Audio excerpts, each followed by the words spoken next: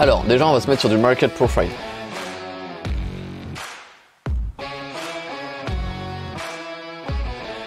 On va se mettre sur du market profile. On peut se rendre compte de quoi? On est tous unanimes pour dire qu'on est déjà dans une tendance baissière globale. Et on est d'accord. Ça, on n'a pas besoin de sortie de Saint-Cyr. On est d'accord avec ça. On se rend compte aussi que le marché, il nous avait fait une constitution de volume ici, un gros trou de volume ici, on est d'accord? Et que, en fait, qu'est-ce qui nous a fait le marché la journée du 25? Il est remonté pour compléter les volumes en plein dans le trou. Jusqu'à là, on est d'accord? Ok. On retient que nous sommes dans une tendance baissière.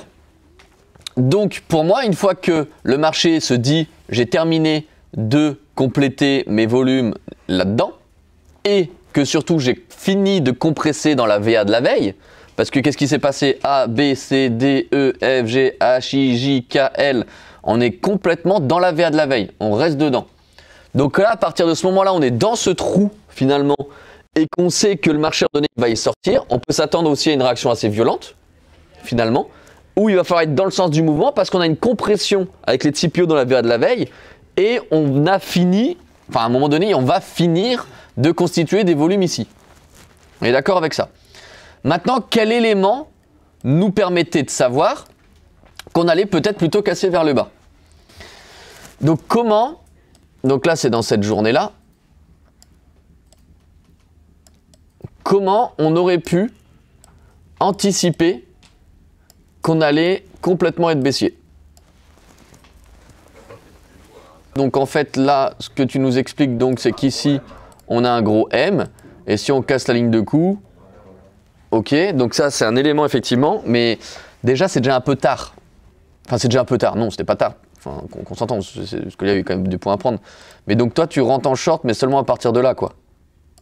On pouvait déjà être en short bien plus haut.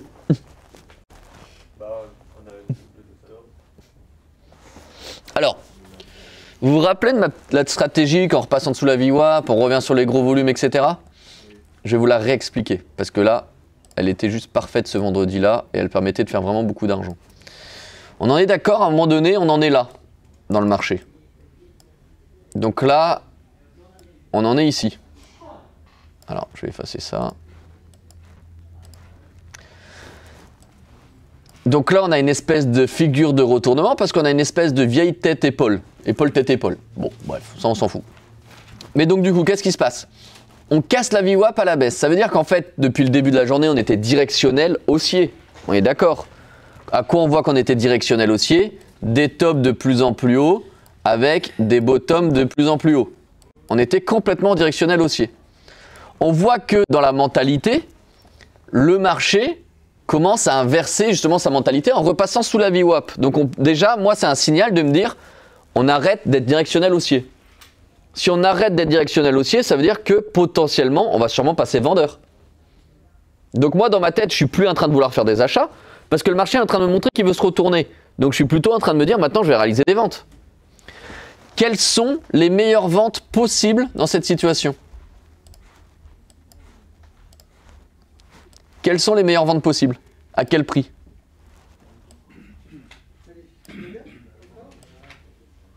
C'est-à-dire que je vais regarder à quel prix j'ai eu des volumes intéressants qui m'ont fait chuter mon boon.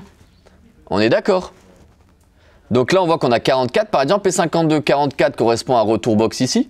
Donc cette box-là, soit on va la traverser rapidement, soit mon trait vert, il va être très bien. Mais en tout cas, 52, c'est le plus gros volume qui constitue mes vendeurs, en tout cas dans cette séquence-là, et qui va m'intéresser le plus. Ça va être 52. Donc à 52, déjà, on peut déjà programmer le short. On est d'accord avec ça ou pas? Donc du coup, qu'est-ce qui se passe? 44, bon, on vient un point derrière la box, on vient de 44 jusqu'à 47. Après, le short, il a marché. C'était pas très propre, mais il a marché, je veux dire, c'était plutôt cool. Maintenant, ce que je veux, c'est que là, il me confirme qu'on passe sous la VWAP. Là, il me confirme, il fait du volume dessous, qu'il faut être vendeur. Maintenant, la seule question que je me pose, c'est est-ce qu'il va partir en venant... Enfin, est-ce qu'il va attendre de rechercher les gros volumes à 52 vendeurs avant de partir? Ou est-ce qu'il va partir tout de suite sans moi? Parce qu'il pourrait partir tout de suite sans moi et regagner l'open. Qui peut me dire le prix de l'open, la journée du 3 à 25, s'il vous plaît? Donc là, la question que je me pose, c'est est-ce qu'il va partir sans moi regagner l'open?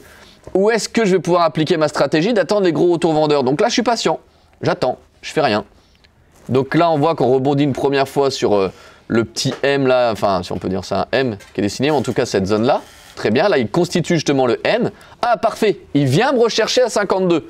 Donc déjà là, je peux prendre un short. Et dans ma mentalité, ce short, je vais le tenir sur du long terme. Et c'est ce que j'ai fait. Parce que j'avais des lots que j'ai sortis rapidement. Et un lot que je voulais laisser courir sur du long terme. Manque de peau, le marché, oui. Alors, il a bien répondu, hein, parce que là, on avait quand même combien de points? On avait un tick de drawdown pour aller chercher 12 points. C'est quand même très très bien. Donc, il a parfaitement bien répondu sur le gros volume. Après, le dernier lot, il m'a cassé donc break-even. Il m'a cassé, break-even n'importe quoi. Il m'a cassé à mon prix d'entrée. Très bien. Et donc, du coup, quel est mon deuxième point de short? Une fois que les gros volumes ont répondu une fois, les gros volumes, parce que là c'est pareil, hein, c'est sur les gros volumes, hein, ont répondu une deuxième fois, c'est le double top. On est d'accord? Le double top, on short ici, on laisse tenir son trade, et là c'est parti.